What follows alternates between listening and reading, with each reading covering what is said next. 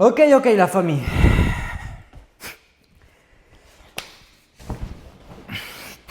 Attends, on me voit bien? Ouais, pète sa mère. Là, c'est une vidéo, elle est sérieuse. J'ai pris le canapé qui a plus de kilomètres que les claquettes de Jésus-Christ, mais il est confortable sa mère et je vais parler de quelque chose important sa mère. Important sa mère. Je viens donner du souffle, de l'espoir à toutes les personnes qui ont vécu des dingueries dans leur vie et qui ne sont pas encore sorties de là. Je viens donner un guide de comment sortir de là. Et je viens donner de la lumière à toute cette obscurité. D'accord? Écoute-moi. Je sais très bien que la vie, pour certaines personnes, ça a été une putain de dinguerie. Mais réellement, j'en ai rien à putain de foutre ce qui t'est arrivé dans ta vie. La seule chose que je vais te dire, c'est que ici, tu as quelqu'un devant toi qui a souffert extrêmement. Je vais te raconter mon histoire. Et tu vas peut-être dire, dinguerie ce qu'il a vécu ce mec, ou tu vas peut-être dire, j'ai vécu pire. Mais je vais te dire une chose, et ça va être la chose que tu as besoin d'entendre, et c'est que si t'es arrivé tout ça, si t'es arrivé tous ces problèmes, c'est pas une malédiction, frère. C'est pas une malédiction et je n'ai rien à foutre de ce que t'as vécu. Ta daronne, elle est morte et je suis désolé pour ça. T'as quelqu'un qui t'a perdu, que t'aimais beaucoup. Il t'est arrivé des dingueries dans ta vie. C'est pas une malédiction. C'est réellement une putain de bénédiction. Mais tu le sais pas encore et tu t'en rends pas compte encore. Et je vais te demander de tout mon cœur que tu me crois. Je vais te raconter mon histoire sans filtre. Je vais t'expliquer tout de A à Z. Et ensuite, je vais t'expliquer beaucoup de choses. Écoute bien cette vidéo, d'accord? Je vais te résumer qui je suis. Je suis Alexandre Poveda, d'accord? Je viens d'une famille humble en Espagne, d'une famille qui m'a beaucoup aimé, qui m'a donné beaucoup d'amour, mais ils avaient des défauts, non, comme toutes les familles. Mon père, il était alcoolique et il frappait énormément ma mère. Donc, on s'est retrouvés déjà plusieurs fois des très petits au commissariat, etc. Et vu que mon père et machin, il frappait mon frère aussi, et moi de temps en temps il me frappait également. Mon frère il prenait beaucoup de violence, donc on avait énormément de violence à la maison. Je me suis élevé constamment entre violence, entre alcool, entre des choses vraiment pas bonnes. Et littéralement, jusqu'à il y a peu, j'avais encore des souvenirs dans ma tête inconsciemment qui me bloquaient dans toute ma vie. Genre par exemple, il y avait orage et je pouvais pas sortir dans la rue, j'avais peur de l'orage, je savais pas pourquoi. C'est après j'ai débloqué un événement en regardant un film qu'il y a une chose qui s'est passée exactement comme ça m'était arrivé à moi. Et dans une scène, machin, c'était une scène où un père frappait la mère, après il frappait l'enfant, et ils étaient tous les deux seuls à la maison, et genre l'enfant il pouvait rien faire, et genre il avait beaucoup peur. Et c'est exactement ce qui m'était arrivé à moi, et j'avais compris pourquoi j'avais peur aux orages du coup. Ensuite, qu'est-ce qui s'est passé? Ma mère elle s'est séparée de mon père, etc. Toute la famille elle s'est séparée, et moi j'ai dû partir en France avec ma mère. On est venu en France comme des immigrants. On est resté 2 mois dans un auberge à vivre 3 personnes, ma grand-mère, ma mère et moi, dans un auberge de 10 mètres carrés. Littéralement, quand je me réveillais, je me tapais avec le plafond dans la tête parce que je dormais dans un lit qui était à ça du plafond. Ensuite, j'ai dormi 2 mois par terre alors qu'en Espagne, j'avais 3 maisons et toute ma famille. J'avais mes motos, ma famille, mes amis, j'avais tout. Et je dormais par terre. Littéralement, le pied de douche, c'était mon coussin. Le pied de douche, frère. Et maintenant, j'ai une maison, un appart, il doit faire 120 mètres carrés dans la plage en Espagne. Et je dormais par terre. D'accord? Ensuite, qu'est-ce qui s'est passé? Je suis tombé en dépression. J'avais pas d'amis. On m'harcelait en France. Parce que j'étais l'espagnol, j'étais celui que toutes les filles elles regardaient, machin. Du coup, t'avais tout le monde qui m'harcelait. Parce que, vas-y, on va l'harceler, pourquoi pas, tu vois? Genre, le mec, il est pas déjà en train d'assez vivre qu'on va l'harceler, tu vois? Que ce soit élèves et professeurs. Les professeurs, ils ne comprenaient pas. Donc, ils allaient contre moi. Parce que j'étais un nerf pur, j'étais une rage, je me battais avec tout le monde. Ensuite, qu'est-ce qui s'est passé? J'ai commencé à tomber dans toutes les addictions possibles et imaginables. J'ai commencé à tomber dans toutes les merdes. Tout. Ensuite, je suis tombé dans une relation hyper ultra méga toxique avec une famille satanique. D'accord? Ça m'a mené au plus bas. Au plus bas. Littéralement. Je me suis séparé de tout le monde. J'étais encore dans un pays que je ne voulais pas être parce que je n'avais jamais guéri ça. J'étais loin de tout le monde. Et littéralement, cette relation que je pensais qu'elle allait me remplir, ça a été la meilleure chose de ma vie, parce que ça a été le plus grand apprentissage de ma vie. Mais dans le moment où j'étais en train de la vivre, c'était un film d'horreur que je ne savais pas comment m'enlever, parce que je n'avais pas la force. Pourquoi je n'avais pas la force? Parce que j'étais un faible, je n'étais pas un homme, réellement. Tout ce qui m'est arrivé, que ce soit de ma faute ou que ce soit pas de ma faute, ça a été des bénédictions. Et à jour d'aujourd'hui, jamais de la vie, je ferai comme quoi, oh non, pauvre de moi, je te raconte pas ça pour que tu dises pauvre de moi. Non, non, non. Je te raconte ça pour maintenant te raconter à quel point je suis dans ma vie et là où je vais arriver. Pour que tu dises putain de machine, maintenant je vais prendre l'exemple de lui. D'accord?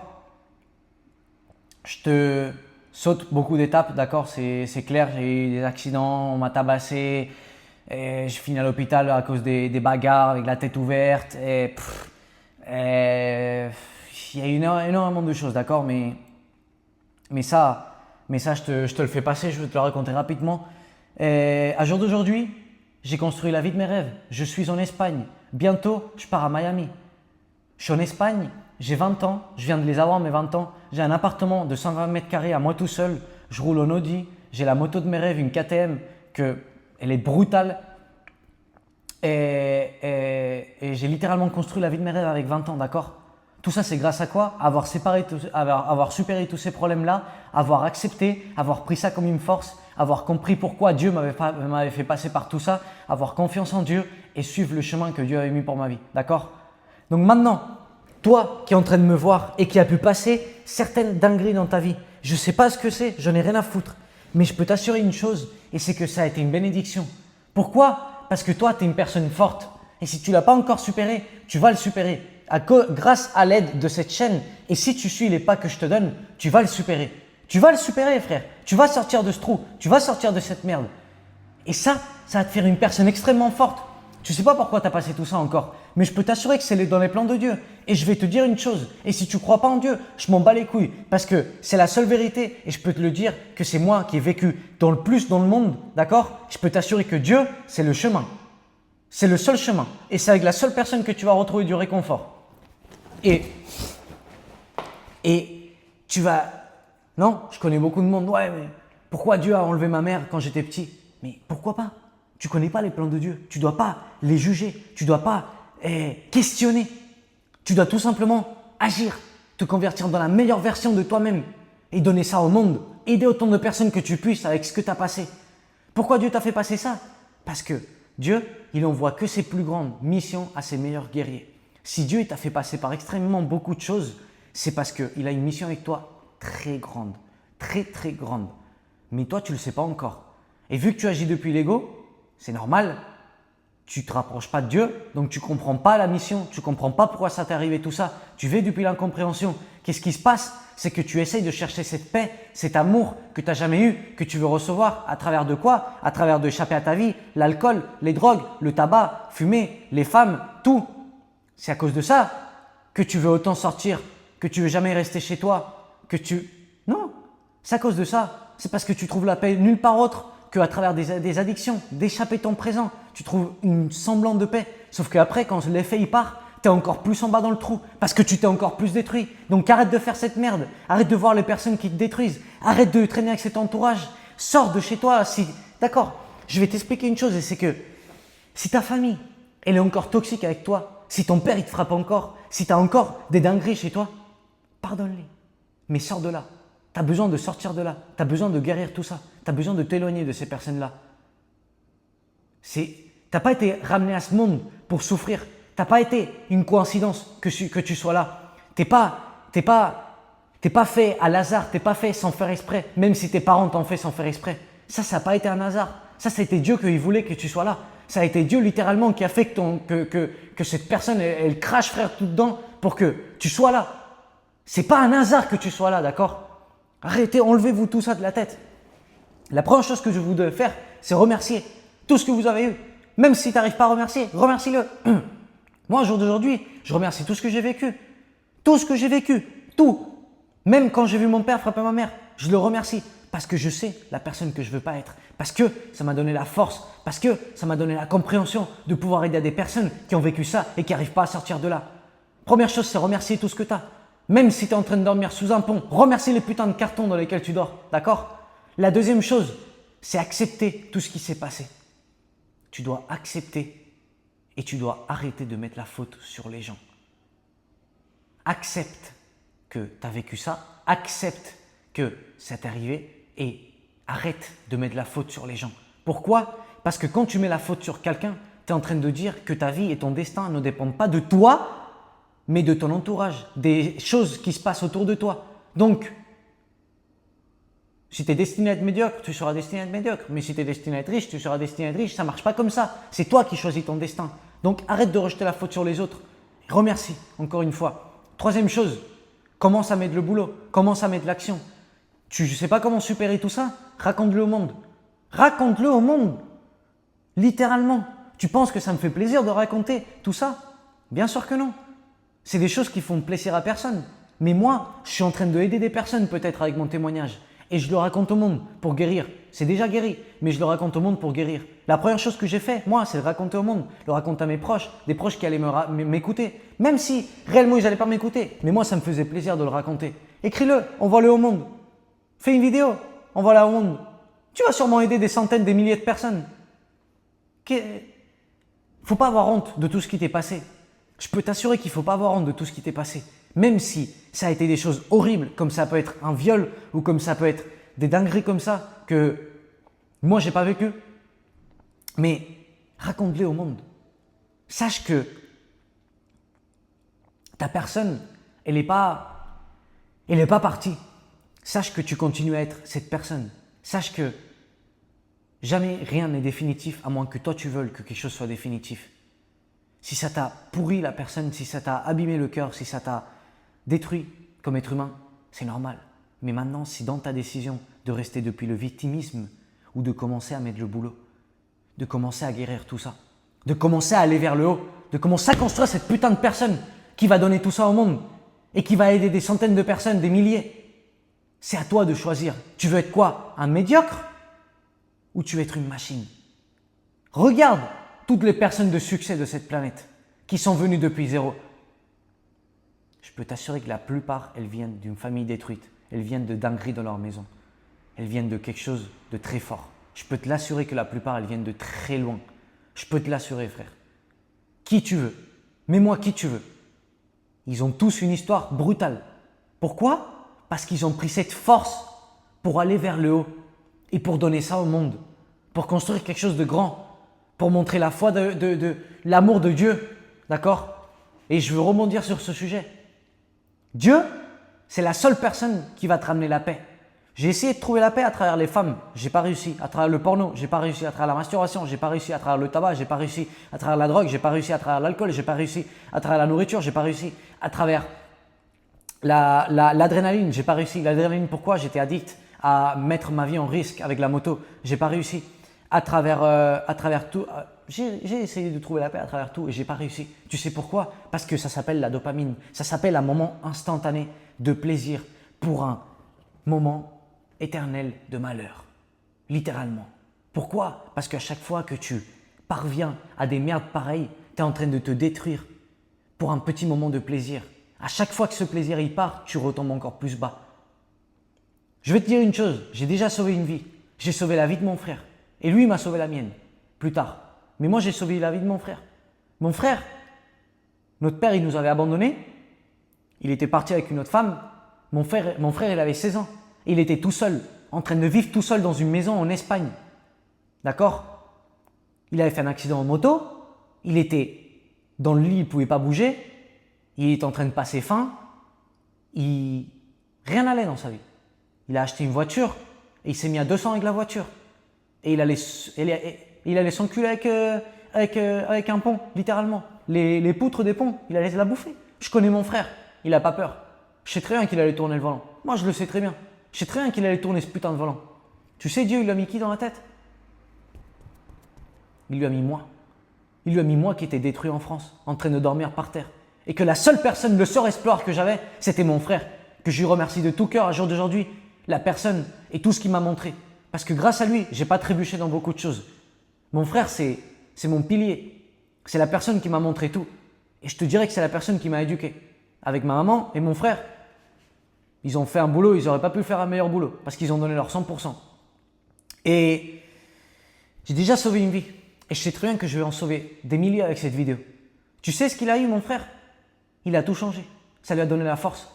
Il a arrêté d'agir depuis le victimisme et depuis l'égoïsme, que ça c'est se suicider. Et il a commencé à penser dans le reste. Il a commencé à penser dans sa famille. Il a commencé à penser dans le monde. Il a changé toutes les choses qu'il ne voulait pas dans sa vie. Il est parti d'Espagne. Il a arrêté toutes les addictions. Il a commencé à construire sa meilleure version pour pouvoir la donner au monde. D'accord? Il a commencé à poursuivre ses rêves. Il a commencé à construire une personne brutale. Après, il a eu des rechutes, il a eu ci, il a eu ça. Ouais, mais il l'a fait. Pourquoi? Parce qu'il a arrêté de vivre depuis le victimisme, depuis l'égoïsme. Et il a regardé plus loin. Il a regardé ce qu'il pouvait donner au monde. Il a regardé, il a eu un propos majeur. Si tu as ton focus en toi, en ce qui t'est arrivé, en toi, en ton malheur, en toi, tu vas arriver nulle part, frère. Faut que tu mettes ton focus dehors. Faut que tu donnes tout ça au monde. Faut que tu aides les personnes. Faut que tu veuilles donner de l'amour au monde. D'accord? Et c'est comme ça que je suis sorti de tout ça. C'est comme ça qu'à jour d'aujourd'hui, j'ai construit cette vie. C'est parce que ça, je ne l'ai pas pris comme une excuse pour avoir une vie de merde, mais je l'ai pris comme essence pour construire la vie de mes rêves. Aujourd'hui, je suis ici en Espagne. Je peux t'assurer que demain, je ne serai pas là. Je peux t'assurer que je vais très vite évoluer. Pourquoi? Parce que c'est une essence brutale. Et plus tu as vécu, et plus tu as de l'essence. Donc, pardonne tout ce qui t'est arrivé. Raconte-le au monde. Envoie-moi un message s'il te le faut. Commence à mettre le boulot. Tout est un procès. Je ne te dis pas que tu vas arriver du jour au lendemain. Tout est un procès. Mais commence à mettre le boulot. Commence à implémenter les habitudes que je te dis d'implémenter dans toutes les vidéos. Que c'est te réveiller tous les jours avant 6 heures, calculer ton alimentation, tes macros, entraîner 6 fois par semaine, et enlever toutes les putains d'addictions de merde, t'éloigner de ton entourage qui te tire vers le bas, même si tu as l'impression que tes potes de merde, que c'est tes potes de perdre, ils t'aiment. Ils t'aiment pas réellement. Ils t'aiment pas. S'ils t'aimaient, ils te diraient la vérité en face. Et ils te diraient, et ils t'inciteraient pour que tu arrêtes de fumer, pour que tu arrêtes de boire, pour que tu changes de pays, pour ci, pour tout ça. Mais non, ils t'incitent à quoi? Ils t'incitent à rester avec eux dans la merde. Donc c'est pas tes potes, c'est les personnes à qui tu vas perdre, tout simplement. C'est les personnes à qui tu vas échapper ta vie, tout simplement. Donc c'est pas tes potes. Moi, je suis ton pote, qui je suis en train de te dire la vérité en face, qui je suis en train de te aider pour évoluer dans ta vie. D'accord? Donc moi, je suis ton pote. Éloigne-toi de toutes ces personnes. Même si tu les aimes, je m'en fucking bats les couilles, d'accord? D'accord? Et je m'en bats les couilles encore plus si tu es en train de te faire mal, ce que je suis en train de te dire. Voir si ça te réveille, tellement ça te fait mal. Ça te réveille et ça te fait t'éloigner de toutes ces personnes. Ces personnes incluent ta famille, d'accord? Moi, j'ai dû m'éloigner de ma famille. Ça m'a fait fort. Ça m'a fait fort. Je suis une putain de guerre je suis une putain de machine de guerre imbattable. Pourquoi? Parce que ma joie, elle dépend de rien de ce monde. Elle dépend de Dieu. Parce que je comprends pourquoi ça m'est arrivé tout ce que ça m'est arrivé. Et parce que je suis en paix avec moi-même. Je peux regarder mon père dans les yeux et lui dire je t'aime. Même si c'est la personne qui m'a le plus fait mal au monde. Je peux regarder les personnes qui m'ont fait extrêmement de mal, qui m'ont abandonné, qui m'ont traité comme si j'étais de la merde. Et je peux les regarder aux yeux et leur dire je te pardonne. Tranquille. Je t'aime comme personne. J'ai plus aucun regret. J'ai plus rien dans mon cœur. Tout ça, ça s'appelle pardonner et avancer.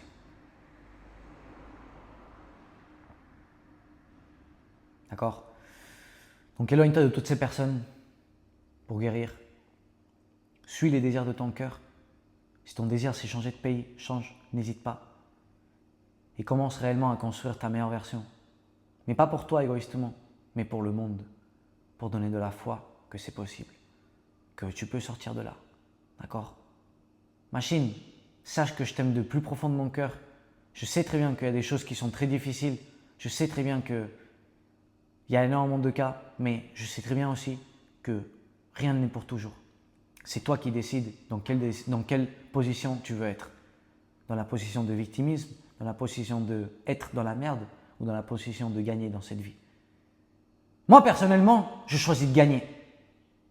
Chaque jour, je me lève et je choisis de putain de gagner.